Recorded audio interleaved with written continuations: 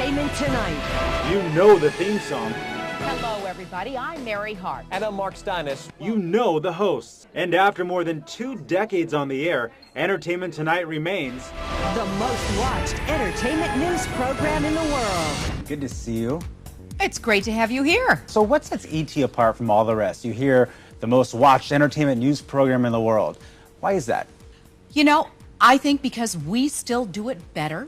We have people who are so experienced. I mean, yes, I've been here for 25 years, but we also have producers and directors in the field who know everybody in the business, who are always in contact behind the scenes. And I think there's a bond. Plus, being the first ones to do entertainment news on a nightly basis, I really think the public, our viewers, watch us because they know we're going to give them the straight story, and I think that has made a difference. So let me ask you, 1982, you first joined Entertainment Tonight. Did you think in 2007... Now, wait a minute. Was that before the Civil War or just after? And it's that energy that has kept host Mary Hart loving her job. Did you think we'd be here in 2007 saying, wow, this thing is still successful? Never. Marco, when I joined the show, it was 9 months into its first year. And at that time, it was a real struggle. None of us dreamed that we would be in our same jobs for all of these years, and we're incredibly fortunate. Still rocking it.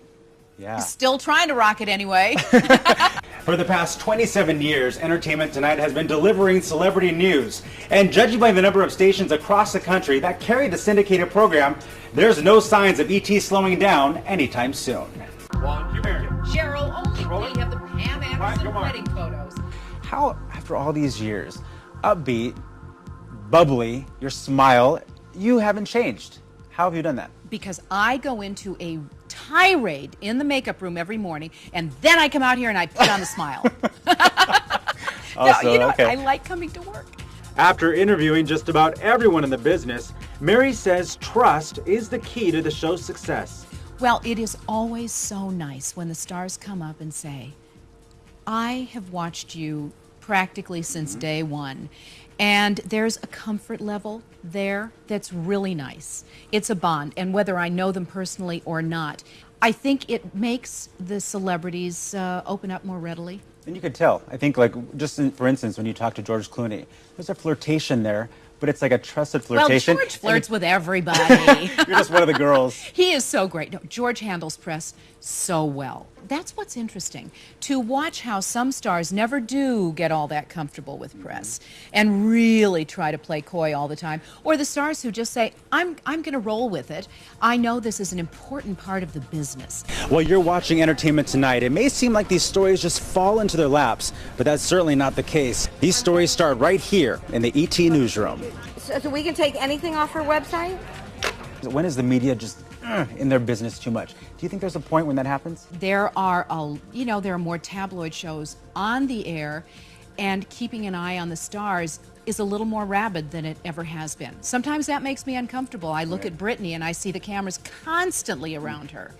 And there's a side of me that feels very sorry for that, young performer who we all are hoping will get back on track. Music here. And coming up on Entertainment Tonight, Ricky Lake's 40-pound weight loss. 3, 2, 1. And it's amazing just meeting your crew. You could tell you guys are a team. You work together. It's all about the team. These guys? Yeah, these guys. We hate each other. You're good actors. Never. Then. Are you kidding? We know far more about each other on this team than we should. I have to ask you the tough question here. Who's a bigger diva? Mariah Carey, J-Lo, or Mark Steinis? You know, that is hands down. Those women are just horrible. You thought for sure I was going to say Steinis. Well, he is such a diva. He's not even in town now, He knew we were going to talk about him, and he said, ha, I'm out of here. I'm not doing it. How is working with Mark, though? You guys have such a cool chemistry. He's terrific. And for Mary, who calls Los Angeles home, the Valley has remained one of her favorite getaways for quite a long time. It's kind of a funny thing, but years ago when my husband and I got married, almost 20 years ago, we spent three nights in Palm Springs. Well, look how Palm Springs and Palm Desert have changed, and Indio, all of the growth. And I went back, this is now in 1999. We took up golf. Good. That's a main reason, Yeah. but I started out at PGA West, took a few golf lessons, fell in love with the sport, and suddenly went, Bert, I love the feel of the air here. I think this is very soothing. It's really nice. Then we discovered Bighorn, the country club we belong to. We love it. Mary Hart has hosted the Palm Springs International Film Festival for the past 4 years, and next year she'll take over the hosting duties once again. I'm really looking forward to it. I've loved watching it grow through the years. They've done a sensational job, and I've seen Hollywood get excited about the film festival more and more every year. Whether in Palm Springs or Hollywood, over 2 decades on the air and still going strong. Now tomorrow on ET, what's next? You can bet millions will be watching to find out. In Hollywood, Marco Gonzalez, KMIR 6 News.